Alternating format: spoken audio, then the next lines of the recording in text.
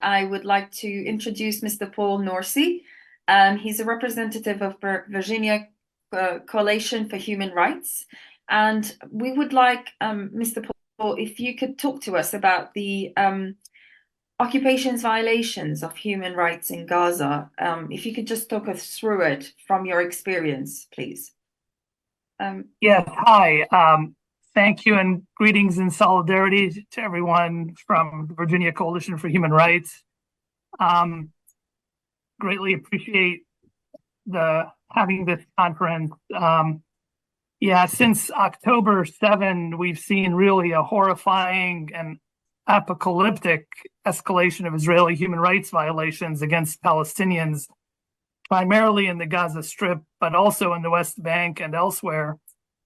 In addition to 75 years of violent racist settler colonialism and ethnic cleansing and 56 years of brutal military occupation and apartheid, Israel has now escalated into really genocidal human rights violations, including mass murder of what looks like at least 28,000 Palestinian civilians killed by Israel with U.S. weapons so far, including 11,000 children, 5,600 women at least, and over 100 journalists, and including forced displacement of 1.9 million Gazan residents and abusive detention of mass detention of Palestinian civilians, and the list goes on.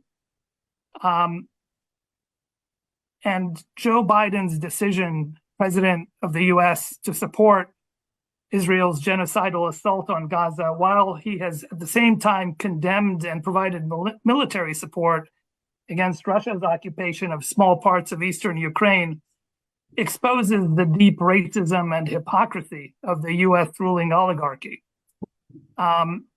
I believe this double standard grows out of a racist settler colonial mindset that pervades Israeli society and is also still present in some segments of US society, including, of course, Trump and apparently also Biden.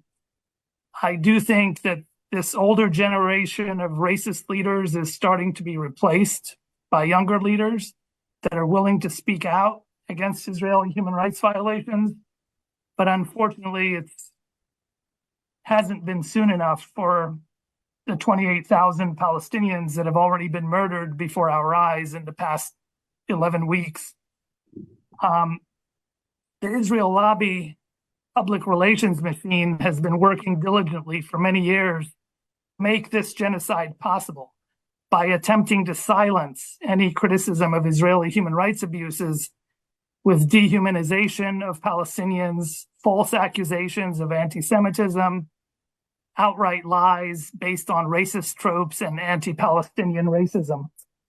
These are all old, tried and proven methods to whip up jingoistic hysteria and lynch mob atmospheres as pretexts for massacres and genocides. This racist propaganda has even resulted in Palestinians being shot and killed here in the US. So Israel is directly attacking journalists and universities and schools and religious institutions and hospitals and medical staff in Gaza, specifically because it is trying to hide their repulsive criminal campaign of genocide against the Palestinian people. And these institutions are key conduits for information regarding what's happening.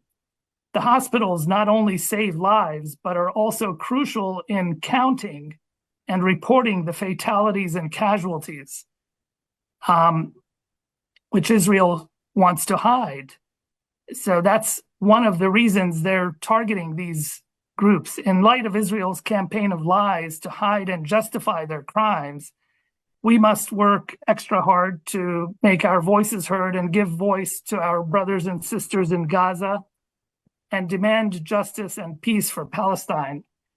VCHR, the Virginia Coalition for Human Rights, joins all the major human rights organizations in demanding the following: immediate long-term ceasefire, immediate massive humanitarian aid for the millions of displaced, wounded, and now starving people in Gaza, immediate end to any further military assistance to Israel, an immediate end to the forcible displacement of millions of Palestinians, and the use of so-called, quote, safe zones, unquote.